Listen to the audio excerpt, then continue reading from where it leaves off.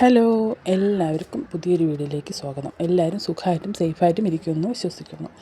അപ്പോൾ ഇന്ന് തിരുവനന്തപുരം സ്റ്റൈലിലുള്ള ഒരു ചക്ക അവിയലിൻ്റെ റെസിപ്പിയാണ് ഞാൻ ഷെയർ ചെയ്യുന്നത്. എല്ലാവർക്കും അറിയാമായിരിക്കും, എങ്കിലും എൻ്റേതായ രീതിയിൽ ഞാൻ നിങ്ങൾക്ക് കൂടെ കാണിച്ചു തരാം.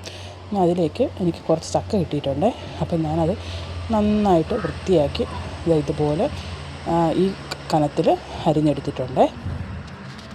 അതിലേക്ക് ഞാൻ 5-6 ചക്കക്കുരുവും കൂടെ ഇതുപോലെ നീളത്തിന് അരിഞ്ഞെടുത്തിട്ടുണ്ട്. അപ്പോൾ അതിലേക്ക് നമുക്കൊരു കൂട്ട് തയ്യാറാക്കിയെടുക്കാം. അതിലേക്ക് ഞാനൊരു മിക്സിയുടെ ജാറെടുത്ത് വെച്ചിട്ടുണ്ട്. അതിലേക്ക് 2 പിടി തേങ്ങ അതിലേക്ക് ഇട്ട് കൊടുക്കുന്നുണ്ട്.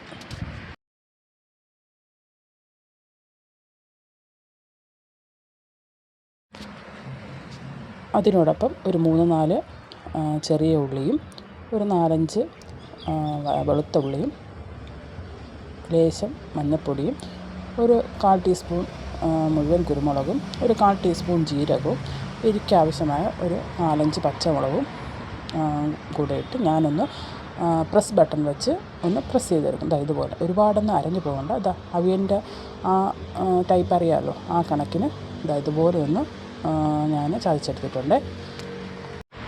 ചതച്ചെടുത്ത് മാറ്റി വെച്ച ശേഷം നമുക്ക് ആ അരിഞ്ഞു വെച്ചിരിക്കുന്ന ചക്ക ഒരു പാനിലേക്ക് മാറ്റി കൊടുക്കാമേ.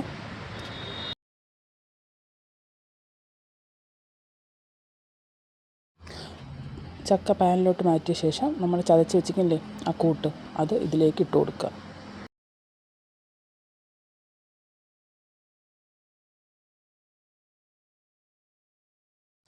അതിലേക്ക് ഇട്ട് കൊടുത്ത ശേഷം നമുക്ക് ആവശ്യത്തിന് ഉപ്പ് കൂടെ ഇട്ട് കൊടുക്കാമേ.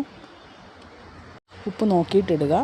ആദ്യം ലേശം ഇട്ട് കൊടുക്കുക, പിന്നെ ഒന്ന് വെന്ത് വരുന്ന സമയത്ത് വേണമെങ്കിൽ നമുക്ക് ചേർത്ത് കൊടുക്കാം. ഇതിലേക്ക് ഞാനൊരു 1/2 ഗ്ലാസ് വെള്ളം കൂടി ചേർത്ത് നന്നായിട്ട് നമുക്കൊന്ന് മിക്സ് ചെയ്തെടുക്കാം. ഇതെല്ലാം മിക്സ് ചെയ്ത് വച്ച ശേഷം നമുക്ക് ഗ്യാസ് സ്റ്റോപ്പ് ഓൺ ചെയ്താൽ മതി.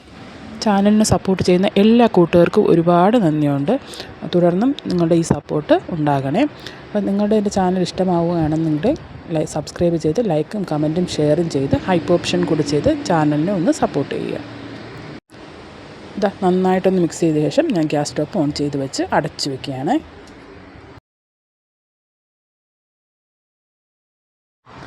ഒന്ന് തിളച്ച് വരുന്ന സമയത്ത് നമുക്ക് അടപ്പ് മാറ്റി കൊടുത്തിട്ട് തീ മീഡിയം ഫ്ലെയിമിലാക്കി നമുക്ക് നന്നായിട്ടൊന്ന് ഇളക്കി വേവിച്ചെടുക്കാം. ഇതുപോലെ തവിയുടെ മൂട് ഭാഗം വെച്ച് ഇങ്ങനെ ഇളക്കി കൊടുത്താൽ നമുക്ക് ഒട്ടും കുഴയാതെ കിട്ടും, നന്നായിട്ട് വെന്തും കിട്ടും. ഇതുപോലെ ഒന്ന് ഇളക്കി കൊടുക്കുക. ഉപ്പുണ്ടോ എന്ന് കൂടെ ഇതിൽ നിങ്ങൾ നോക്കിക്കോണേ.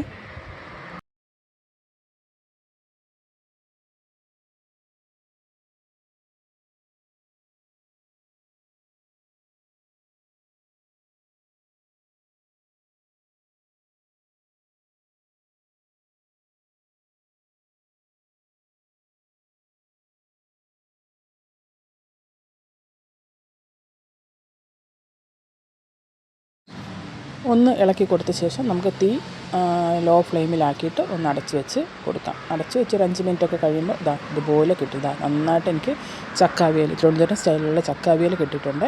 ഇതിലേക്ക് നമുക്ക് രണ്ട് ഇൻഗ്രീഡിയൻസ് കൂടെ ഇടണം. അതിലേക്ക് ഞാൻ ഒരു തണ്ട് കറിവേപ്പില നന്നായിട്ട് കൈ കൊണ്ട് പിച്ചിട്ട് ഇതിലേക്ക് ഇടുന്നുണ്ട്.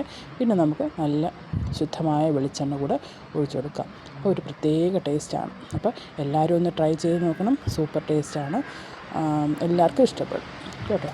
ചോറിനോടൊപ്പം ഏതെങ്കിലും കറികൾക്കൊപ്പം ഒക്കെ കഴിക്കാൻ പറ്റിയ ഒരു ചക്ക അവിയലാണ്. എല്ലാവരും ട്രൈ ചെയ്തിട്ട് കമൻറ്റ് ബോക്സിൽ അഭിപ്രായം അറിയിക്കണേ. അപ്പോൾ മറ്റൊരു വീഡിയോയുമായി കാണുന്നവരെ ടാറ്റാ ബൈ ബൈ.